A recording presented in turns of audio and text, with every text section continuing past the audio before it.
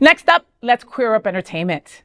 GLAAD Media Awards includes Oprah Winfrey's emotional speech on gay brother's death from AIDS. The 35th annual GLAAD Media Awards unfolded with glamour and significance in Beverly Hills, California. Hosted by Wayne Brady, the ceremony celebrated media that champions LGBTQ+ representation. Renowned personalities like Niecy Nash-Betts, Oprah Winfrey, and actress Reneé Rapp were honored for their impactful contributions. Nash-Betts received the Stephen F. Kolzak Award, while Winfrey was bestowed with the prestigious Vanguard Award. In her heartfelt acceptance speech, Winfrey shared poignant memories of her late brother and his struggle with acceptance. Continuing her address, Winfrey expressed her vision for leveraging the Oprah Winfrey Show, spanning from 1986 to 2011, to empower individuals to embrace their true identities. Reflecting on a pivotal moment in Williamson, West Virginia in 1987, she recounted convening on a town council to address the closure of a pool after a gay man with HIV swam in it. Concluding her speech, Winfrey committed to the ongoing hiring of queer and trans filmmakers, advocating for authentic portrayals on screen, and reaffirmed her steadfast support for the LGBTQ+ community.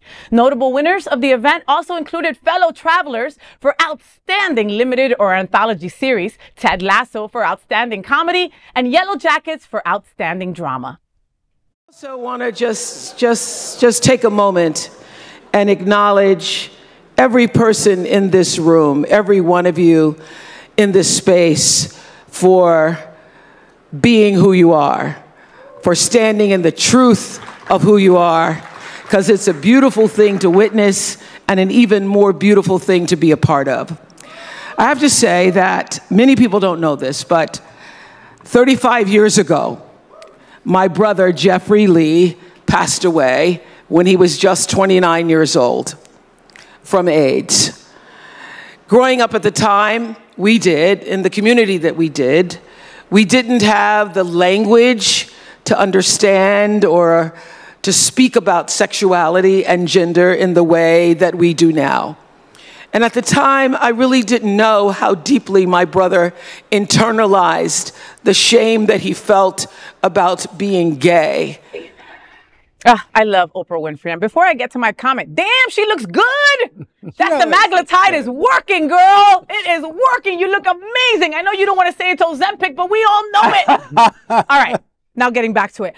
You know, God, Oprah Winfrey is one of my iconic, like, just everything to me. Ever since I was a little girl, I looked up to her. You know, I wanted to be the Latina Oprah Winfrey and make people cry. Every time I make somebody cry in bed, I'm like, yes, right? And that's because of Oprah, you know? But one thing that I love is her steadfast support of our community, right? And I never knew that there was another underlying reason as to why, you know? Like, she has always made it so important. Like, if you haven't seen The New Color Purple, man, you're missing out. Please go see it. But she was always at the forefront of making that story authentic in what it was. And it's not a feel-good story. You know, it's not. And just like, you know, she's always been a huge advocate about our community and the trans community. And, you know, so to find out that her brother died of AIDS, I had no idea. And I thought I knew everything about Miss O, you know.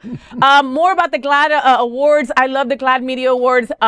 Fellow travelers, okay, I get goosebumps just thinking about it. I'm not an opera girl. I'm not someone who even understands what the hell they're saying, right? And so at the Center of Spiritual Living, they had Fellow Travelers as an opera for a while. And I was able to sit and feel it, right? And I'm getting goosebumps just because I was so taken aback. Again, I had no idea what was being said for most of it, right? But I could feel it in my groin, right? You could just feel it.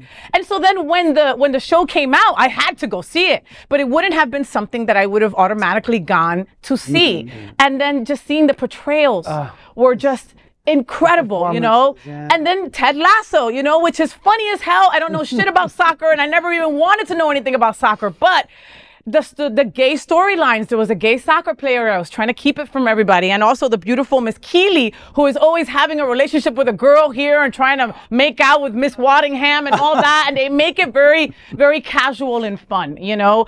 I think that that's so important that shows do that. You know, we're not freaks. We're not freaks of nature. We're not different from anybody else. We put on our pants one leg at a time, just like everybody else does.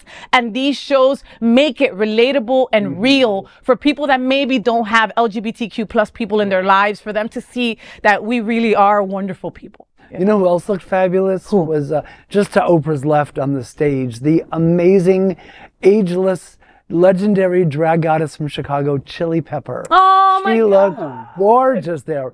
I'm just a little disappointed that it took Oprah this long to share that story, because I think with the audience that she reached, especially her sort of kind of a suburban mom kind of audience, that she really could have helped a lot of people if she had spoken up sooner. That's all. I'm glad she did, but I just wish she had done it. Yeah, you know, I mean, but I don't really know much about the brother's journey in terms of his own struggle with LGBTQ plus. So, you know, I'm wondering if it's out of respect for him or for the other people, but or for the family, or whatever. But you know, I think it's just, you know, when you find that truth and when you're able to express it and just sit with it, and I think that it's such a beautiful expression, you know, to witness from other people, especially in your family, you know, and to be accepted. Yeah. So, especially somebody like Oprah, who, you know. Speaking Oprah. Yeah. Wow. Yeah. So don't downplay it, Greg. Okay. It was her time to say it now. Okay.